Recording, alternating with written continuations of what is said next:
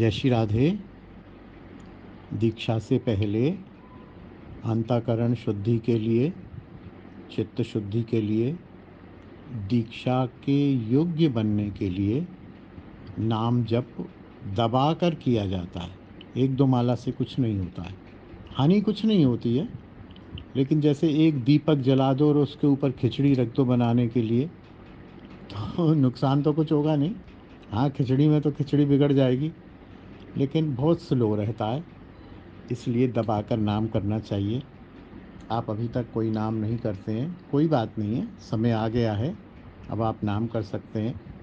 पहले आपने शिव की पूजा की है, आपने बताया, बहुत अच्छी बात है। शिव के कल मैंने 3 स्वरूप बताए थे, अब मैं यहाँ दोबारा नहीं बताऊँगा।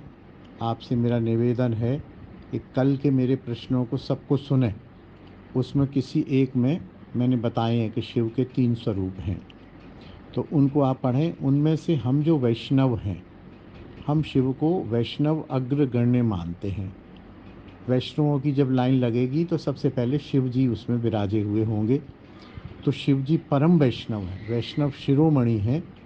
जो शिव की पूजा करता है और वो तांत्रिक नहीं है और वो दूसरे प्रकार का नहीं है, तो उसको वो प्रिया प्रीतम के पास भेज देते हैं। ऐसे एक नहीं, अनेकों उदाहरण हैं। राम उपासक हो तो राम सीता के पास भेज देते हैं, और कृष्ण उपासक हो तो राधा कृष्ण के पास भेज देते हैं। अब आपका मन राधा कृष्ण में लगने लगा है। उपासना सदैव युगल की ही होनी है। एक है शक्ति, एक है शक्तिमान। केवल शक्ति की उपासना भी नहीं होती है और केवल शक्तिमान की उपासना भी नहीं होती है। इसलिए आप प्रिया प्रियतम, राधा कृष्ण, दोनों की उपासना आपको करनी होगी। दोनों की उपासना के लिए महामंत्र है हरे कृष्ण महामंत्र। हरे कृष्ण कृष्ण कृष्ण हरे हरे, हरे राम राम राम हरे हरे। इसमें हरे माने राधा है, कृष्ण माने कृष्ण है, और जहाँ राम है वहाँ हरे माने राधा है और राम माने रमण है। यहाँ राजा राम नहीं है, राधा रमण। तो इसका हिंदी जो सीधा अर्थ होता है वह होता है राधा कृष्ण कृष्ण कृष्ण राधा राधा, राधा रमण रमण रमण राधा राधा। तो इसमें क्या होता है, जब हम कृष्ण का नाम लेते हैं तो राधा जी अपने प्रियतम का नाम सुन के बहुत प्रसन्न हो जाती हैं, और जब हम राधा का नाम लेते हैं तो राधा के प्रियतम कृष्ण राधा का नाम सुन के बहुत प्रसन्न हो जाते हैं। तो ये महामंत्र है और नाम है। नाम महामंत्र, मंत्र अलग चीज़ होती है, उसके लिए शुद्धि होती है। मंत्र दीक्षा गुरुदेव से ली जाती है। ये नाम है, इस नाम को बिना दीक्षा के भी आप जप कर सकते हैं। माला झोली लीजिए, चंदन लगाइए, ठाकुर जी के चरणों से माला झोली को लगाइए, और बहुत अच्छा हो कि कोई नाम जपने वाला, नैष्ठिक नाम लेने वाला यदि वैष्णव आपके इर्द गिर्द हो तो उससे आप नाम दान ले लें। वो आपको नाम कान में सुना देगा, आपकी माला झोली पर एक दो माला नाम के कर देगा, तो वो आपके नाम गुरु हो जाएंगे। और दीक्षा लेना उनसे ज़रूरी नहीं है, आगे आप किसी भी संत से दीक्षा ले सकते हैं, उनसे भी ले सकते हैं वो यदि योग्य हों तो आप नाम नहीं, जब तक दीक्षा बनता है तब तक आपको यह जो राधा कृष्ण कृष्ण कृष्ण राधा राधा, राधा रमण रमण रमण राधा राधा वाला जो मूल मंत्र है, जिसको हम हरे कृष्ण कृष्ण कृष्ण हरे हरे, हरे राम राम राम हरे हरे नाम महामंत्र कहते हैं, इसका जप शुरू कीजिए और अनुशासन सहित कीजिए। शुरू में 2 माला सुबह, 2 माला शाम को, सोने से पहले, बिस्तर पर जाने से पहले, हाथ पैर धो के, मुँह शुद्ध करके।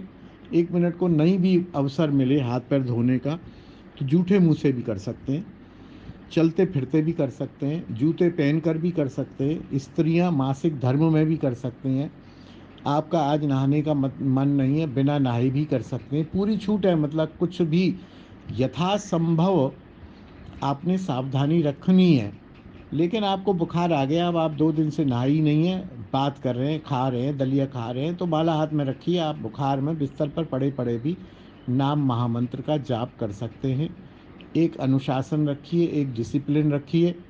2 माला सुबह, 2 माला शाम, फिर धीरे धीरे 3 माला सुबह, 3 माला शाम, इस तरह से 16 माला सुबह, 16 माला शाम को नियम बनाइए।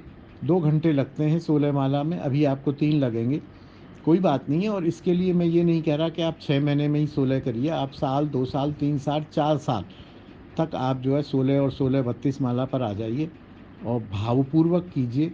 ठाकुर से प्रार्थना कीजिए, ठाकुर मेरी चित्त शुद्धि कीजिए, मेरा अंतःकरण शुद्ध कीजिए, मेरे घर के क्लेश नष्ट हों, मेरा भक्ति का मार्ग साफ कीजिए, जिससे ये जो मुझे मानव जीवन मिला है वो आपके चरणों की प्रेम भक्ति के लिए मिला है प्रभु। पूरी तरह नहीं तो थोड़ा तो आपको स्मरण कर पाऊँ, थोड़ा आपका चिंतन कर पाऊँ, थोड़ा आपके चरणों के करीब पहुँच पाऊँ, ये प्रार्थना करिए। और इस जप को आप कंटिन्यू कीजिए। आप देखेंगे कि आपको खूब आनंद होगा और धीरे धीरे ठाकुर आपको संभालने लगेंगे। प्रिया प्रीतम की उपासना कीजिए, प्रिया प्रीतम का नाम लीजिए। अब जब आप योग्य हो जाएंगे तो दीक्षा भी मिल जाएगी। मैं भी यहीं हूँ, आप भी यहीं हैं। फिर कोई प्रश्न आएगा तो आप पूछिए, लेकिन खाली प्रश्न पूछ लिया, समझ लिया और गई भैंस पानी में, ऐसा नहीं होना चाहिए। आपका परिश्रम, मेरा परिश्रम व्यर्थ नहीं जाना चाहिए। आप भले ही 10 साल तक 2 ही माला करते रहिए, लेकिन आज से न कल से शुरू कर दीजिए 2 माला रोज़, 2 माला शाम को, 2 माला सुबह।